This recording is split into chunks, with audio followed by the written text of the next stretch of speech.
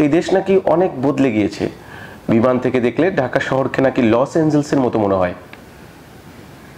বলছিলেন আমাদের মন্ত্রীরা, একের পর এক তারা বলে যাচ্ছেন, কেউ বলে যাচ্ছেন সিঙ্গাপুর হয়ে গেছে, কেউ বলছেন যে এটা আসলে জার্মানের মতো শহর হয়ে গেছে। একের পর এক তারা আসলে উদাহরণ দিয়ে যাচ্ছেন এবং এই দেশকে এত উন্নয়ন হচ্ছে, একটি হাতির ঝিল ঢাকা শহরে, তাকে নিয়ে নানান রূপকথার গল্প বলা হচ্ছে।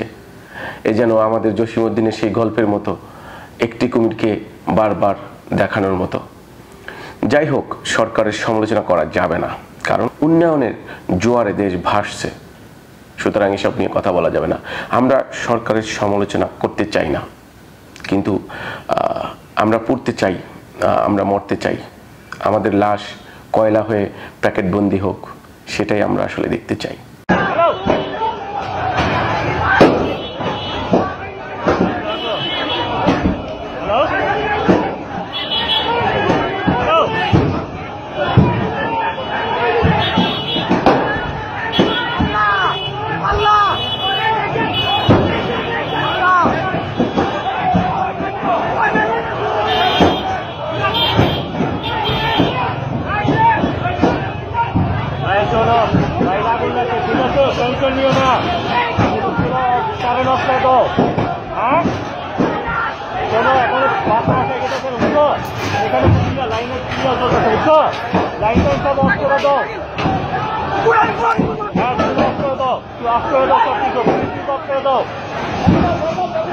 কারেন্ট আছে নাকি চলে গেছে?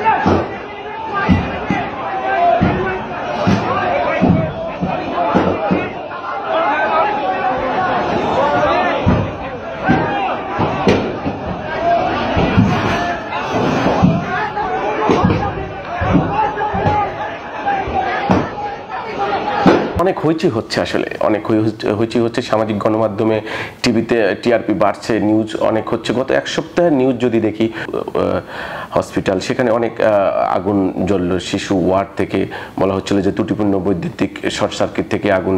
তারপরে চট্টগ্রামের আগুন জ্বলল, পুড়ে গেল বস্তি, গরিব মানুষরা মরছে, কি হয়েছে, 8 জন তো মাত্র মানুষ মরেছে। তারপরে গতকালকের রাত 10টা থেকে যে অগ্নিকাণ্ড একটানা চলল রাত 3টা পর্যন্ত। বলা হচ্ছে যে 37টি ইউনিট চেষ্টা চালিয়ে এই আগুন নাকি রাত 3টায় থামিয়েছে। এবং তারপরে অসংখ্য কাবাবের মতো মানুষের লাশ, কিছু তো কয়লাই হয়ে গেছে।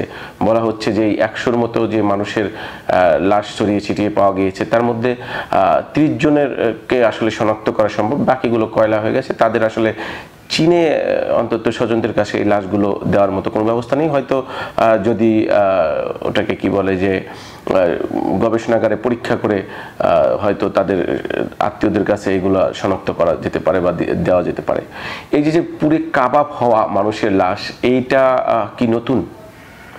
ভুলে গেছেন হয়তো আপনারা, কারণ আমরা তো আসলে গোল্ডফিশ মেমোরি নিয়ে জন্মেছি। বাংলাদেশের যারা নাগরিক তারা আসলে সহজেই একের পর একটা ইস্যু আমাদের সামনে চলে আসে, আমরা সামাজিক গণমাধ্যমে সেগুলো নিয়ে ঝাঁপিয়ে পড়ি এবং সেগুলো নিয়ে ভিডিও তৈরি করি, সেগুলো নিয়ে লেখালেখি করি, এবং পরের দিন আরেকটি ইস্যু তৈরি হয় এবং সেই আগেরটি যথারীতি ভুলে যায়, কোনো মিডিয়া ভুলে যায়, সবাই ভুলে যায়।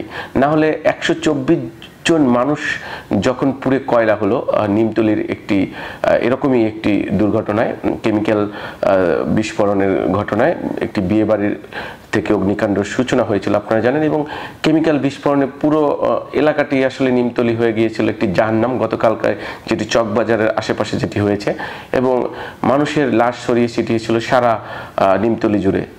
অনেক গল্প হচ্ছিল, অনেক ভালো ভালো কথা হচ্ছিল, অনেক তদন্ত হচ্ছে, মন্ত্রীরা, এমপিরা, স্থানীয় জনপ্রতিনিধিরা, সরকারি বড় বড় কর্মকর্তারা অনেক গল্প শুনিয়েছিলেন, কিন্তু সুপারিশ করা হয়েছিল যে 100 কেমিক্যাল গোডাউন তাকে সরিয়ে না, কিন্তু নিষ্পৃংসক আমাদের যেই প্রশাসনিক ব্যবস্থা, ফাইল ঘুরছে কিন্তু শেষ পর্যন্ত কোনো কাজ হয়নি। সেই মানুষগুলোর লাশ মাটিতে এতদিন নিশ্চয় মিশে গিয়েছে, সেজন্য আরেকটি ইস্যু এখন দাঁড়িয়েছে। সেই একই গল্প, একই কেমিক্যাল বিস্ফোরণের ঘটনা, সেই একই একটি ব্যাপার, একই ভবনে যেখানে মানুষের থাকার জন্য বানানো হয়েছে তার নিচতলায় কেমিক্যাল, সরু গলি, রাস্তা দখল করা, ফুটপাত দখল করা, ত্রুটিপূর্ণ বৈদ্যুতিক সরঞ্জাম, ফায়ার সেফটি না থাকা, এই সেই একই গল্প, আবারও সেই মানুষ মরেছে। আমি জানি হয়তো এক সপ্তাহের মধ্যে আবার এই বাড়িগুলোকে চুনকাম করা হবে, প্লাস্টার লাগানো হবে, তারপর আবার কিছু মানুষকে সেখানে উঠানো হবে, তারপরে আবার এই সমস্ত আমরা ভুলে যাব, আবার অন্য কোথাও আগুন লাগবে, সেসব নিয়ে আসলে গল্প হবে, সেসব নিয়ে কথা হবে, আমরা ভুলে যাব। এটাই আসলে চলছে এখন, এটাই চলছে, এটাই চলবে অনন্তকাল ধরে, যতদিন বাংলাদেশ থাকবে, যতদিন আমাদের মতো এই নিষ্পৃংসক মানুষগুলো এই বাংলাদেশে থাকবে, যারা নিজেদের অধিকার সম্পর্কে জানে না, যারা আইন কানুন সম্পর্কে জানে না, যারা শুধু স্বার্থপরের মতো বেঁচে থাকতে চায়, কিন্তু এভাবেই হয়তো দিনের পর দিন অতিবাহিত হবে।